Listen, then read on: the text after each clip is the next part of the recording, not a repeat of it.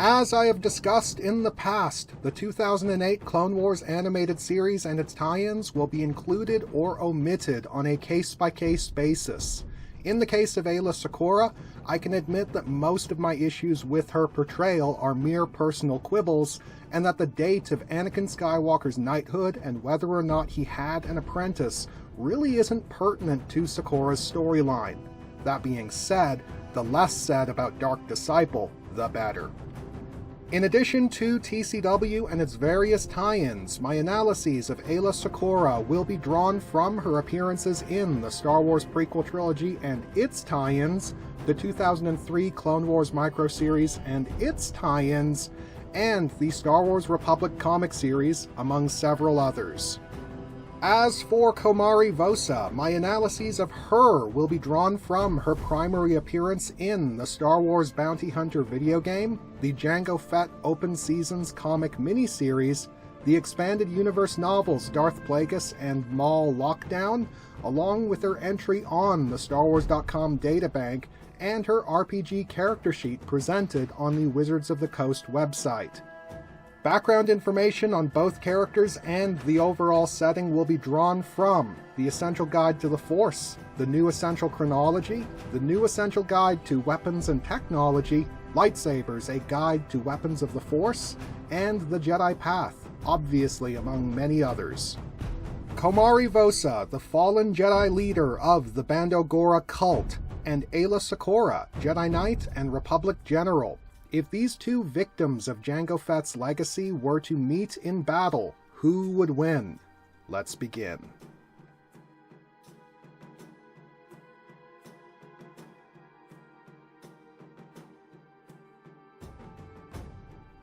Komari Vosa was a 30-year-old human female born 62 years before the Battle of Yavin. A conventional humanoid noted for her striking beauty, she bore the scars of Bando Gora torture along her jawline and upper body, while her previously blonde hair and blue eyes were bleached white and yellow by darkside degradation. However, her athletic performance remained top-tier, demonstrating her high agility through corkscrewing acrobatics and leveraging her ambidexterity through twin lightsaber combat. Though ultimately overwhelmed by Darth Maul's ferocity, she expertly fended off his opening attack, using a grounded defensive posture to absorb and repel his acrobatic lunge. Despite her emotional instability, Vosa was ultimately a fearless combatant, perfectly willing to fight until she was dead. This kamikaze mentality was heightened in the worst way by her masochism. She enjoyed getting hit, and went so far as to wear a high collar of barbed thorns. Aggressive and domineering, Vosa dressed provocatively in a form-fitting leather leotard and slitted skirt, complete with thigh-high boots and elbow-length gloves. However, just because Vosa was willing to fight until her last breath didn't make her invincible, as her literal insanity made her composure fragile, and her masochism compelled her to take hits that she didn't need to take, ultimately pushing herself past her limit against Jango Fett. Aayla Secura was a 29-year-old Twi'lek female, born 48 years before the Battle of Yavin. Aside from her head tails, or laku, and her rudian blue skin tone, Secura was a conventional humanoid. Noted for her striking beauty, Aayla was a capable seductress, dressing provocatively in a fitted Rykrit hide vest and form-fitting leggings, though she was ultimately ashamed of her heritage as a born-and-bred submissive sex object. On the other hand, she enjoyed a high level of acrobatic ability, leveraging her agility through her near-constant use of acrobatic evasions and flanking maneuvers, and her dexterity through precision lightsaber combat. She even possessed sufficient physical strength to make use of the Gemso technique. Though Aayla Secura almost literally bent over backwards to avoid taking unnecessary hits, she was perfectly capable of focusing through pain, enduring multiple blunt physical strikes from Aura Singh and Shan Ju, and enduring an electrostaff strike from one of the Morgukai clones. Even her defeats have only been achieved through overwhelming force, whether getting blasted by Volfe Karko's Force Lightning, getting battered by Komari Vosa's telekinesis, or getting manhandled by General Grievous's clawed feet. At the end of the day, I think there is a reason for why Clone Commander Bly and his squad kept shooting Aayla Secura's corpse for as long as they did when executing Order 66. Even though Komari Vosa has far fewer feats of physical ability to her name, all indications are that her athletic performance levels are roughly equivalent to Aayla Secura's, and for this reason, I regard the deciding factor in this arena as being who is better at taking punishment. As many of you have no doubt noticed, I usually favor humans over Twi'leks, specifically because I consider Twi'lek headtails to be such a huge liability. However, this is less of an issue here, as Aayla proved that she can focus through the pain of having her headtails manhandled, and Vosa's preference for twin saber combat means that she doesn't have a free hand to grapple with. Though Vosa clearly possesses some resistance against blaster fire, whether armorweave garments or force-based energy resistance, her masochism and bloodlust compel her to recklessly fling herself at her opponents, burning her candle from both ends in the process. Secura, on the other hand, demonstrates a similar resiliency while also being much better at staying alive, and for this reason, Aayla Secura gets the edge for baseline physical ability.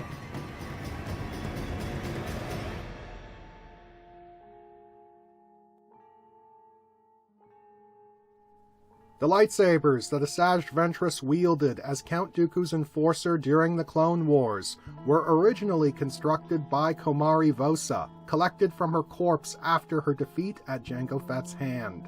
A conjoining set of curve-hilted dueling lightsabers, both weapons projected red plasma blades, most likely generated by darkside-attuned synthetic crystals. As a Jedi, Vosa originally carried a single standard lightsaber, which projected a blue blade generated by an Ilum crystal. Given her background as a member of the Order, a training foundation in the Shicho lightsaber form is all but guaranteed, and as Dooku's Padawan, it's extremely likely that she was influenced by his Makashi technique. For herself, Komari Vosa specialized in the Resilience form Surisu and in Jar Kai, the dedicated twin lightsaber form. Thanks to Surisu, Vosa possessed an extremely comprehensive defensive technique, using circular flourishes to deflect blaster fire while alternating between stalwart stances and acrobatic evasions against Darth Maul. Jar Kai served as the offensive component of her fighting style, her application of which I would describe as noticeably Ataru-inspired. Explicitly favoring the Rising Whirlwind maneuver, she supported her gyroscopic attack sequences with integrated kicks and headbutts.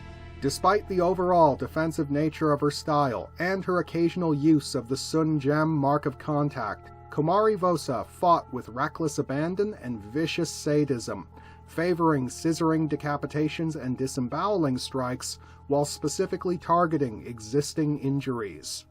As she demonstrated when she confronted Darth Maul on board the Coghive 7 prison station, Vosa was a defensive instigator, goading adversaries into flinging themselves against her guard and making a show of her apparent invincibility to intimidate them, while undermining their composure with both telepathic and verbal taunts.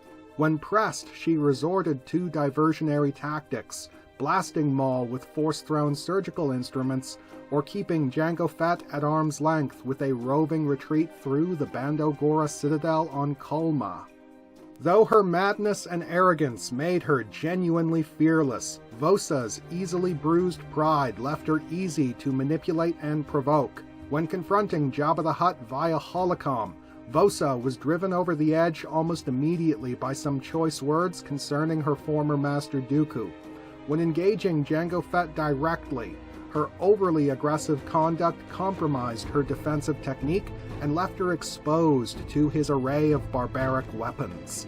Though her literal insanity made her extremely savage and dangerous, it also undercut the measured control required to effectively apply her Jedi techniques, making her into her own worst enemy.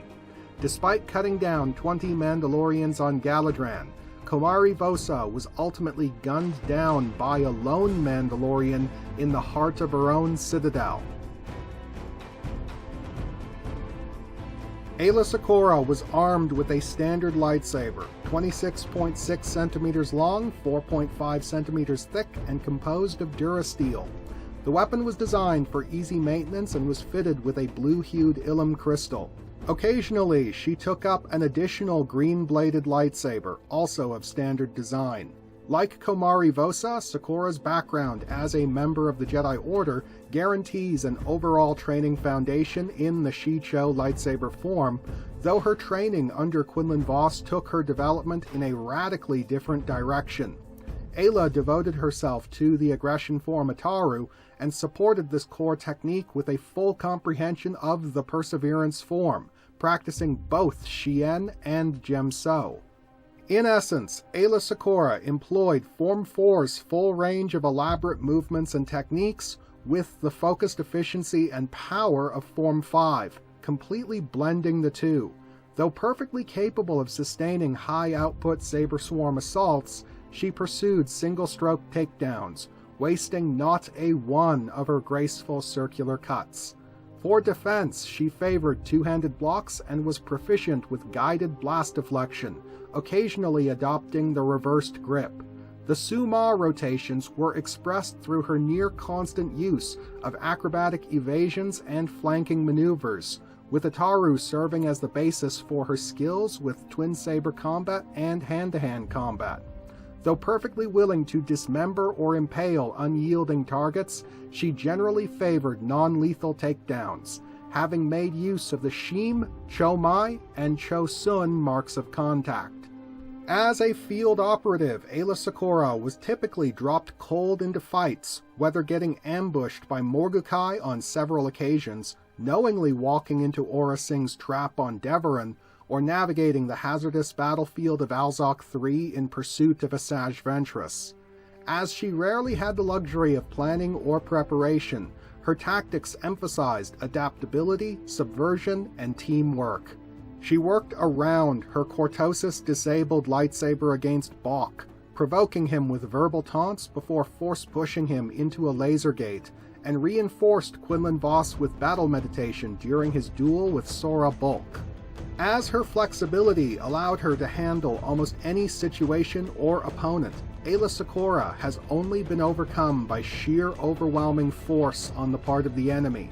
The Battle of Hypori was an unmitigated disaster, with Aayla already exhausted when General Grievous confronted the Jedi survivors and she was overpowered in short order. Against Quinlan Vos on Honoghr, she was battered into submission with telekinesis, though she did come close to talking down her renegade former master. But as with the rest of the Jedi Order, Aayla Secura was ultimately blindsided by Order 66, the mindlessly obedient clone troopers under her command failing to trip Force perceptions already clouded by the darkness of war. Komari Vosa's conjoining fencing lightsabers enable a fighting style based around layered weapon proficiencies and provide an ergonomic advantage, but her use of them is quite straightforward. Not once has Vosa been observed conjoining the hilts.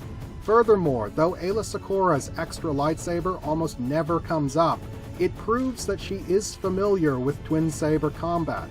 As to their training specializations, I would consider Aayla to be more developed than Vosa, having completely blended Forms 4 and 5, where Vosa alternated between a dedicated defensive stance based on Surisu and a dedicated offensive stance based on pure Jar Kai.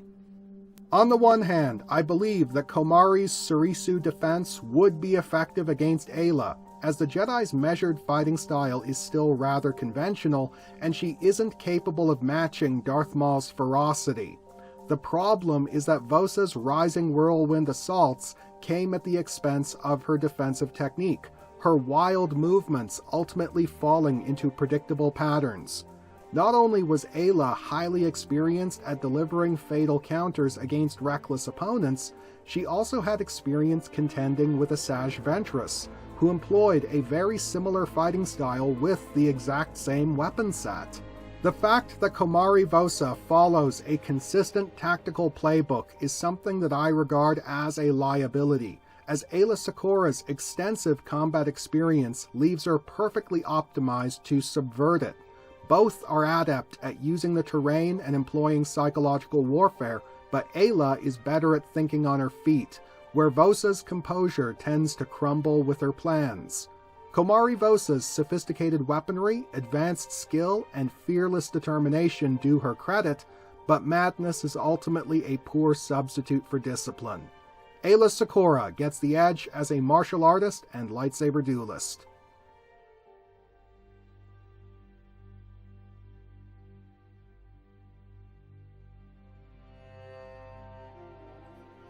Komari Vosa's personal background was that of a typical post-Ruusan Jedi trainee, recruited into the Order as an infant and trained as a youngling initiate.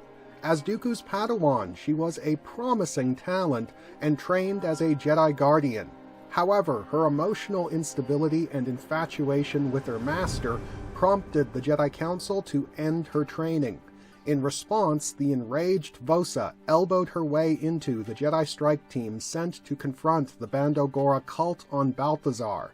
The mission was a disaster, and Vosa was captured by the cult and subjected to torture and indoctrination. Embracing the dark side, she lashed out at her captors and seized control of the cult, ultimately setting herself up as a crime lord and death stick dealer. The purpose of these death sticks was to reduce their users into mind-warped slaves who could be easily dominated by Komari Vosa's mental abilities. Though her active mind control only appeared to extend to her cult followers, she was proficient at sensing the motives of others and was adept in the use of projective telepathy, taunting and goading Jango Fett as he pursued her. Though her reckless urgency on board Cog Hive 7 left her blind to the presence of the Sirocs, once the encounter began, she was capable of hearing the twisted voices of the creature's hive mind consciousness. Addressing her direct combative abilities, Komari Vosa reinforced enhanced reflexes and agility with Dark Rage, fighting in what she described as a state of weightless abandon.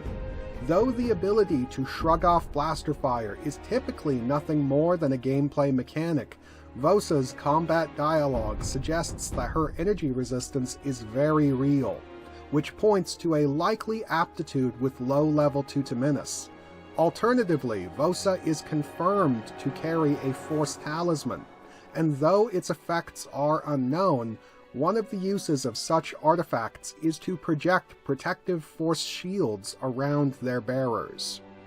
While I don't hold Komari's failure to resist Count Dooku's Force choke against her, as she was already on the cusp of death, making the fact that she could resist at all a major achievement, but she's never displayed any exceptional power or magnitude with telekinesis. Instead, her most compelling feat was one of skill and precision, when she disabled the explosive charges placed next to Darth Maul's heart during his stint as a Cog Hive 7 inmate. Otherwise, she was adept at maneuvering through her environment, propelling herself with force pushes, and displaying a limited ability to levitate, in addition to force grip. Though Aayla Secura was also recruited into the Jedi Order as an infant, she was originally discovered by her eventual master, Quinlan Vos, instinctively using the Force to reinforce him during his battle against a Wampa. However, her apprenticeship was cut short when she and Vos were abducted and subjected to drug-induced amnesia, with Aayla being handed over to her uncle, Paul Secura, who kept her dosed on Glitteril.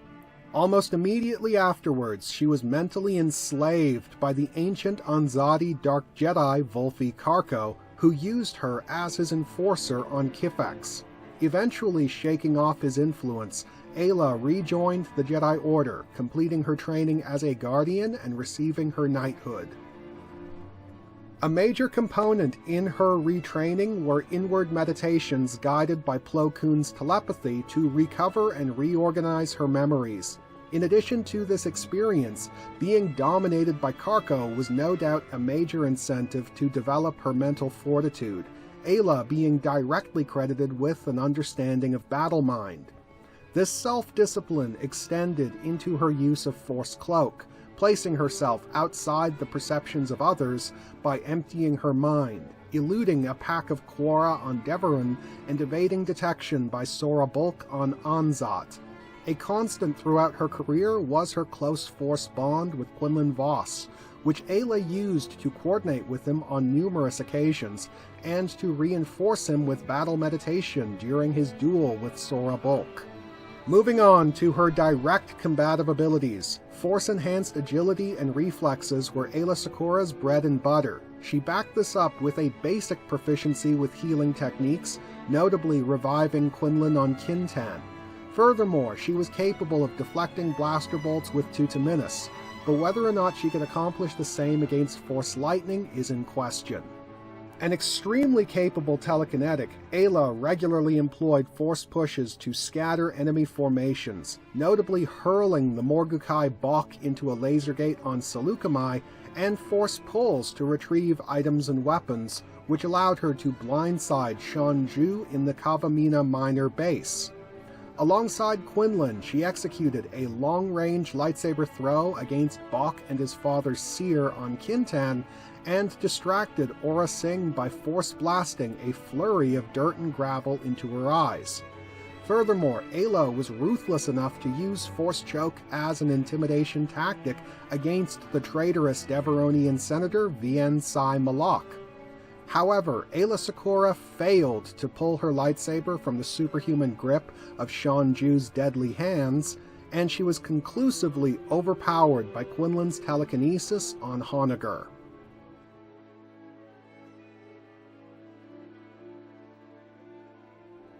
The main commonality between Komari Vosa and Aayla Secura is that both were subjected to mental manipulation and brainwashing that led them down the dark path, but Aayla successfully shook off this influence and came into her own as a fully realized Jedi Knight, where Komari Vosa embraced her darkest impulses and made it her business to propagate the evil that created her. However, the strategy she relied on demonstrated her weaknesses. Rather than mentally dominating her thralls directly, Vosa relied on drugs and torture to break their wills, her influence effectively kicking them when they were already down. Aayla Secura, who has been subjected to drug-induced amnesia and mental domination at the hands of a Darksider whose powers dwarfed Komari Vosa's, is no doubt more than prepared to neutralize her influence. Komari Vosa's reliance on Dark Rage effectively trades control for sheer output, and otherwise she and Aayla both emphasized agility and dexterity, playing to their baseline physical strengths.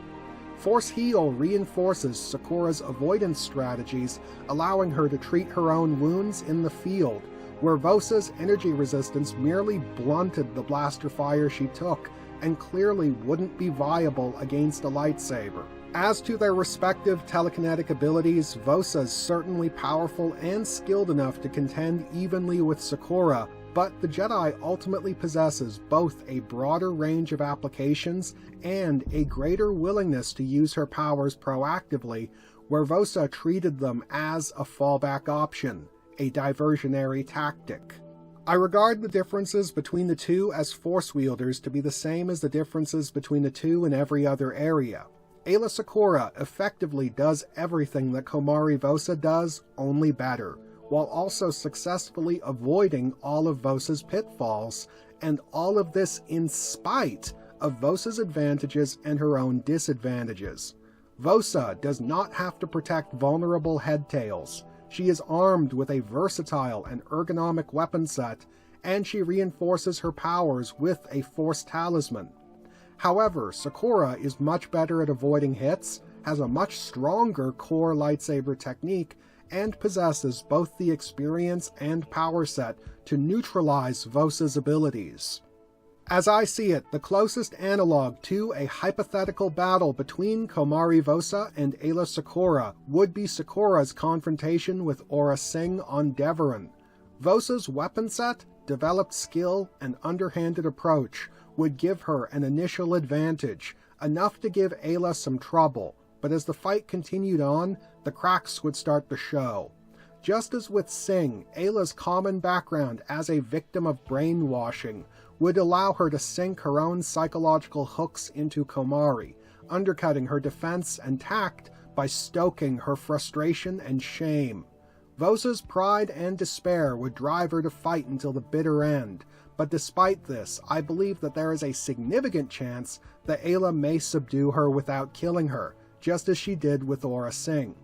In Komari Vosa's defense, I believe that she possesses the necessary ingredients to defeat Aayla, and as it stands, she would still pose a very real and credible threat. But she is ultimately undercut by her fractured mental state, which would lead to her making one mistake too many. Therefore, I declare Jedi General Aayla Secura the victor.